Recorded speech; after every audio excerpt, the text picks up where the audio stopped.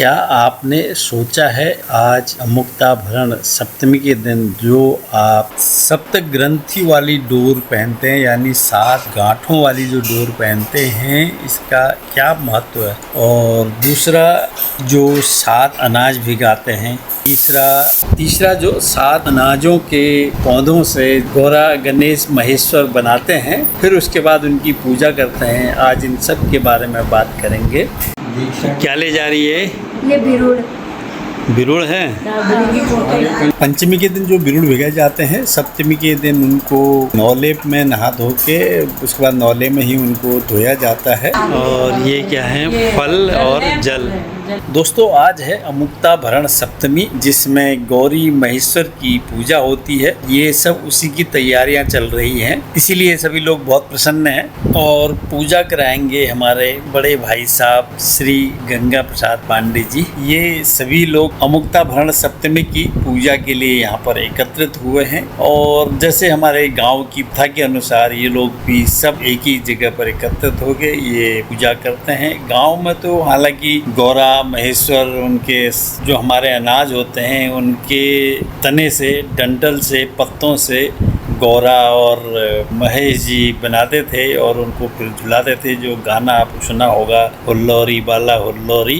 क्योंकि शहर में ये चीज़ें बनाना थोड़ा मुश्किल हो जाता है, फिर भी अमुक्ताभरण सप्तमी और दुर्वाष्टमी व्रत के प्रचलन है। हमारे संस्कृति को आगे बढ़ाते हुए ये लोग अभी भी ये दोनों व्रत करते हैं। हाथ जोड़िया। ओम स्वस्ति नो मिमिताम अश्विनाम भागः स्वस्ति देव्या विष्णुनि कर्मणः स्वस्ति मुखा असुरो दधातनः स्वस्ति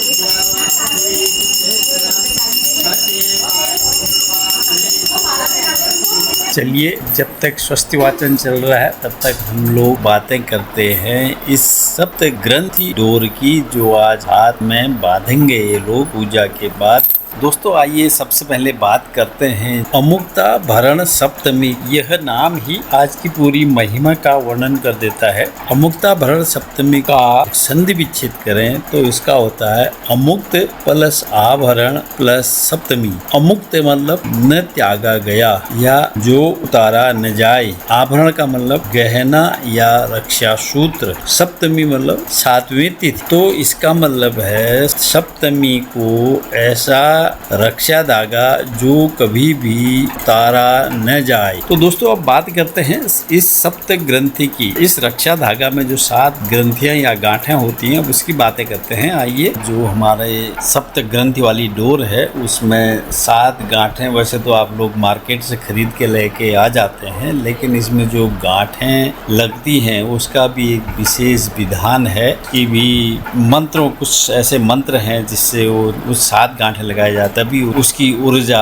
और ज़्यादा बढ़ जाती है। ये जो 7 गांठें लगाते हैं, 7 गांठों का मतलब क्या होता है? जैसे सप्त लोक, हमारे ब्रह्मांड में कुल 7 लोग हैं। भू, भुव, स्व, मह, जन, तपह और सत्यम। और दूसरा हमारे शरीर, हमारे मानव शरीर के 7 सूक्ष्म ऊर्जा, जो 7 सूक्ष्म ऊर्जा चक्र हैं जिसे मूलाधार से सहस्त्रार तक माने गए हैं। तो गांठ लगाते समय एक एक लोक और शक्ति का आह्वान किया जाता है ताकि उनके सुहाग और संतान का स्थूल से लेकर सूक्ष्म स्तर तक संपूर्ण रक्षा कवच तैयार हो जाए। और दूसरा है सप्त ऋषियों का आशीर्वाद, जो हमारे 7 ऋषि हैं, कश्यप, अत्रि, भारद्वाज, विश्वामित्र, गौतम, जमदग्नि, वशिष्ठ। इन 7 ऋषियों का आशीर्वाद 7 गांठों में रहता है और बाकी जो धागा बचता है उसमें रहता है अगस्त्य मुनि का आशीर्वाद। और इन्हीं ऋषियों के नाम से हमारे 8 मूल गोत्र हैं।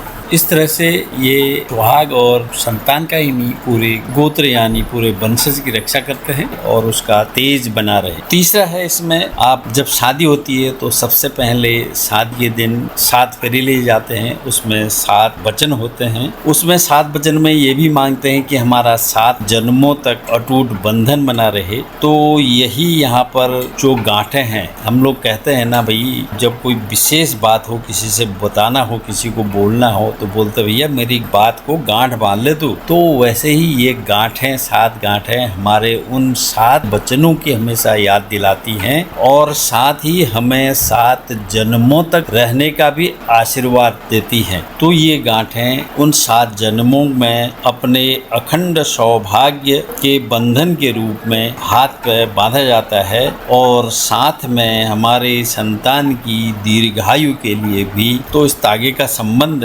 हमारे 7 जन्मों का टूट बंधन भी है। यह तागा माता द्वारा संतान की दीर्घायु और 7 जन्मों के सुहाग के बंधन के रूप में कलाई पर बांधा जाता है। तो इस तागे को 7 दिन मतलब तो ये इसका मतलब ये हमेशा आपके हाथ में बंधा रहेगा। ठीक है कि 7 दिन आपने इसको धारण कर। वैसे भी पूजा में विधान है जिस समय आप ये सप्त ग्रंथि वाली डोर पहनते हैं, पहले सप्त ग्रंथि वाली डोर आप पहनते हैं, उसके बाद जो आपकी जीर्ण डोर है उसके बाद ही उसको उतारा जाता है, वो भी मंत्रों के साथ। तो दोस्तों उम्मीद है आप लोगों को मेरा ये विचार 7 गांठों का सप्त ग्रंथि का पसंद आया होगा। अगर ये पसंद आया है तो मेरे चैनल को लाइक शेयर सब्सक्राइब जरूर करें और साथ में आगे ये भी सुने कि इसी दिन माता पार्वती गौरा महेश्वर और गणेश की ही पूजा क्यों की जाती। इस ब्रह्मांड में गौरा और महेश्वर से अच्छा सुहाग वाला संबंध और किसी का नहीं है। माता गौरा का अखंड सौभाग्य रहता है तो इसलिए माता गौरा को अखंड सौभाग्य मिले, माताओं को बहनों को अखंड सौभाग्य प्राप्त हो, इसलिए वो इस दिन माता की पूजा करते हैं। और दूसरा महादेव जी की और गणेश जी की पूजा इसलिए करते हैं ताकि उनका संतान दीर्घायु हो। और गणेश जी तो बुद्धि का वरदान देते ही हैं, साथ में उन बच्चे को बुद्धि का भी वरदान मिल जाता है गणेश जी के द्वारा। इसलिए इस दिन अखंड सौभाग्य प्राप्त करने के लिए, दीर्घायु संतान प्राप्त करने के लिए, बुद्धिमान संतान प्राप्त करने के लिए इसमें गौरा महेश्वर और गणेश जी की पूजा की जाती है। दोस्तों इस पूजा का विधान पुराने हमारे महाभारत वगैरह में भी आप देखेंगे। द्वापर में जब देवकी जी के पुत्र कंस के द्वारा मारे जा रहे थे तब ऋषि लोमस ने देवकी और वासुदेव को अमुक्ताभरण सप्तमी का विधान बताया था, जिसकी वजह से फिर उनको कृष्ण जैसी संतान प्राप्त हुई। बाद में युधिष्ठिर कृष्ण से पूछते हैं संतान की रक्षा और सौभाग्य प्राप्ति के लिए कौन सा व्रत करना चाहिए, तो कृष्ण उन्हें बताते हैं प्राचीन काल में राजा नहुस की पत्नी चंद्रमुखी और उनके पुरोहित की पत्नी ने यह व्रत करने का प्रण लिया था, लेकिन वे भूल गए तो उन्हें बहुत कष्ट भोगना पड़ा और अगले जन्म में उन्होंने पूरे विधि विधान से उमा महेश्वर और गणेश जी की पूजा की थी, तो उन्हें प्रतापी और दीर्घायु पुत्रों की प्राप्ति हुई। तो बोलो गौरा महेश्वर की जय। 7 अनाजों को भिगोने का केवल एक परंपरा ही नहीं है, बल्कि यह वंश वृद्धि अंकुरण निकल आते हैं, वही वंश वृद्धि नई फसल की समृद्धि और 7 लोगों और 7 ग्रहों के रक्षात्मक ऊर्जा पाने का एक शक्तिशाली आध्यात्मिक और लोक तरीका है। हमारे पुराणों में जो भी वर्णित है उसके पीछे कोई न कोई साइंस या अध्यात्म उसके पीछे छुपा हुआ है। मम साख्य वर्धय नैवेद्यम सगुणान् घृतान् चैव मोदकान् घृतभाजितां नैवेद्यं सबलं दत्तं गृह्यतां विघ्ननाशनं शर्कराखंड खाद्यानि दधिक्षीरघृतानि च आहारो भक्ष्यभोज्यं च गृह्यतां गणनायक नैवेद्यांग आचमनीयं जलं समर्पयामि क्षणं धात्वा जपम ओम सिद्धि विनायकाय नमः का 8 बारी जप कर लिया। ओम सिद्धि विनायकाय नमः गुह्याति गुहि गोत्री त्वं ग्रहाण अस्मत्कृतं जपं सिद्धिर्भवतु मे देव तत्प्रसादात् गणेश्वर तांबूल पुंगी फल महादिव्यं नागवल्ली तिलान्वितं एलादिचूर्ण संयुक्तं तांबूलं प्रतिगृह्यतां फलम् इदं फलं मया देव स्थापितं पुरतस्तव तेर्मे सफलावाप्तिर्भवेज्जन्मनि जन्मनि भूषणार्थे द्रव्यं हिरण्यगर्भगर्भस्थं हेम बीजं विभावसौ अनन्य पुण्य फलदमता शांतिं प्रियच्छ मे। मोदक लसन हाँ तो के बाद उसमें कर दिया, एक गणेश जी में चला दिया। गणाधिप नमोस्तुते गणाधिपाय नमः दूर्वांकुर पूजा। नमस्तेस्तु गणाधिपाय नमः। ओम उमापुत्र नमस्तेस्तु उमापुत्राय नमः। ओम अग्नासन नमस्तेस्तु अग्नासनाय नमः। ओम विनायक नमः। जैसे शास्त्रों में विधान है कि सबसे पहले गणेश पूजा की जाएगी, गणेश जी का स्मरण किया जाएगा, तभी और पूजा का फल मिलेगा। बिना गणेश जी की पूजा का फल नहीं मिलता है, इसलिए पहले गणेश पूजा हो रही है, उसके बाद फिर गौरी महेश्वर जी की पूजा होगी। हालांकि ये इनके पुत्र हैं, लेकिन फिर भी जब गौरा जी स्नान के लिए गई थी तो द्वार पर गणेश जी को यह बोल के गई कि किसी को भी अंदर मत आने देना। तो शिव जी जब आए तो उन्होंने गणेश जी ने शिव जी को भी अंदर नहीं जाने दिया। तो शिव जी ने गणेश जी का अपने चूल से सिर काट दिया। तो उसके बाद गौरा नाराज हो गई, तो सारे देवता भी आ गए। तो भगवान शिव जी ने बोला उत्तर दिशा में जाओ और सबसे पहले जो भी प्राणी मिले उसका सिर लेके आ जाओ। तो हाथी का सिर मिला, वो गणेश जी को उसमें लगा दिया। उसके बाद गणेश जीवित हो गए। तो उनको भगवान शिव जी ने खुद ये वरदान दिया कि जो भी पूजा होगी सबसे पहले गणपति जी की पूजा की जाएगी, तभी दूसरी पूजा का फल उनको मिल पाएगा। अगर गणेश जी की पूजा नहीं करेंगे तो दूसरी पूजा का फल नहीं मिलेगा। इसलिए हर कोई भी पूजा आप करते हैं तो उसमें सबसे पहले गणेश जी का ध्यान का पूजन करना जरूरी है। तो गणेश जी की आरती हो रही है।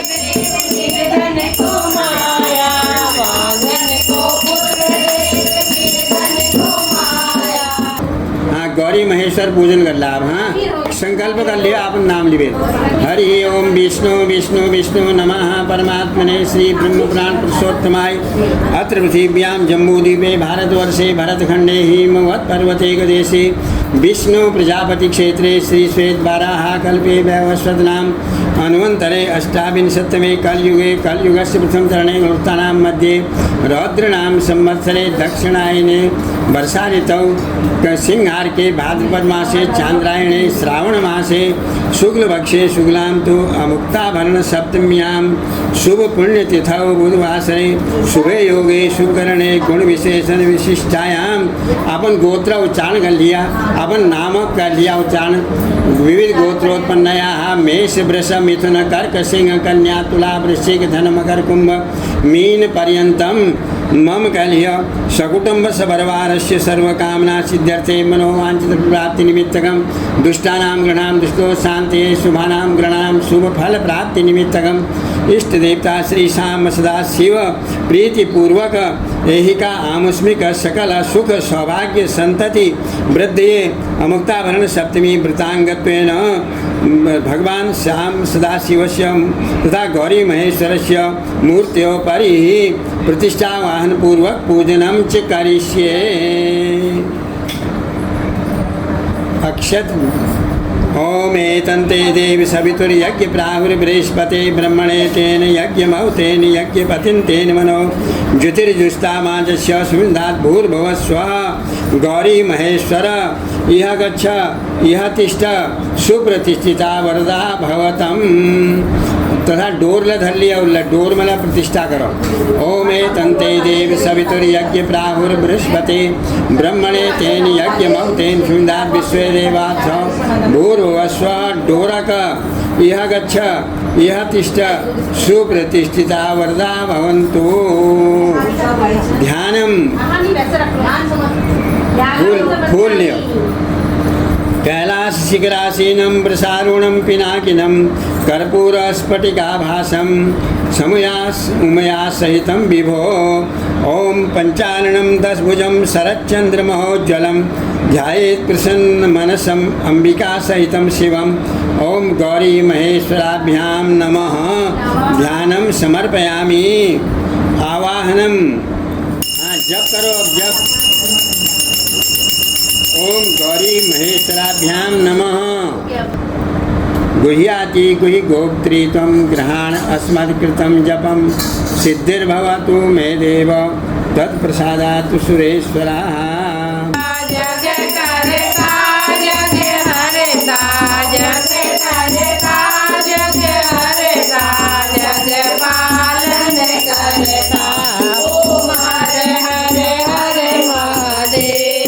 फूल निवेद प्रार्थना कर लिया, जरा हाथ जोड़ लिया भगवान को। यस्य शक्रादयो देवा नमन्ति चरणाम्बुजं तस्मै शिवाय शान्ताय नमस्कारं करोम्यहं।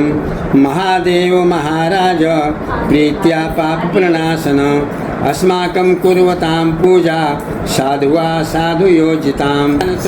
ज्ञानतो वापि भवतो विहिताचयां तां पूरय महादेव सगौर्या महेश्वर। ओम श्री शाम सदाशिवाय नमो गौरी महेश्वराभ्यां नमः। पुष्पांजलिं समर्पयामि।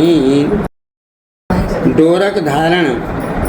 अब डोर पहन लिया, अवल नहीं पहन लिया, पुराण खोल लिया। अब सब लोग सप्त ग्रंथि वाला डोर मंत्रों के साथ धारण करेंगे। सप्त सामोपगीतं त्वां सप्तलोक महेश्वरं सूत्र ग्रंथि स्थिता नित्यं धारयामि स्थिरो भव। हर पापानि तुष्टानि कुरु दयानिधे प्रसन्न शत्रु कामांतं दीर्घायुष्यं पुत्रतो भव।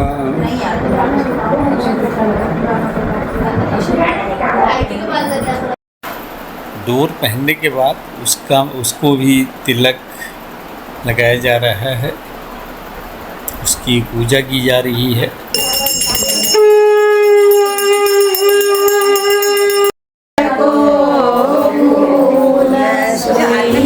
नीलम ध्वजा ले ना खड़े खड़े करती मैं कुछ चाय मैंने पाई थी और इतना तो करने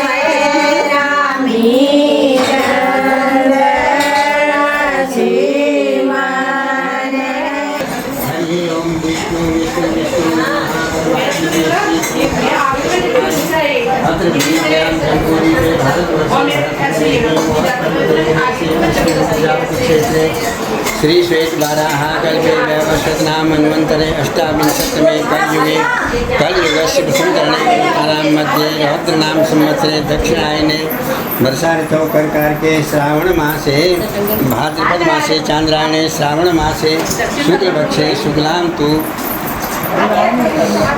अमुक्तावरण सप्तम्यां शुभ पुण्यतिथौ बुधवासरे शुभे योगे शुक्रणे गुण विशेषण विशिष्टायां विविध गोत्रोत्पन्ना गोत्र का उच्चारण कर लिया।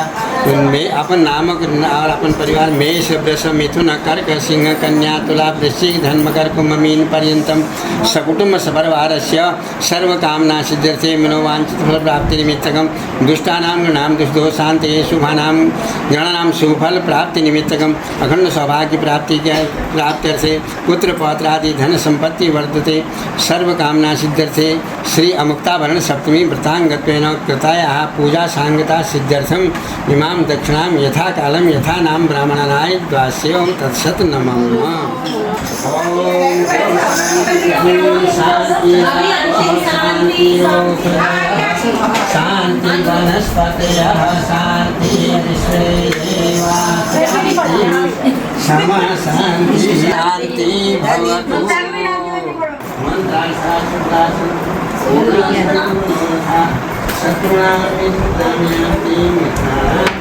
पूजा समाप्त होने के बाद ब्राह्मण सभी लोगों को आशीर्वाद देते हैं कि पूजा में पढ़े गए सभी बौद्धिक व पौराणिक मंत्रों का फल आपको सिद्धि और प्राप्त हो। आपकी मन की सभी शुभकामनाएं और मनोकामनाएं पूर्ण हो। आपके शत्रुओं की दुर्बुद्धि का नाश हो, उनकी नकारात्मकता समाप्त हो।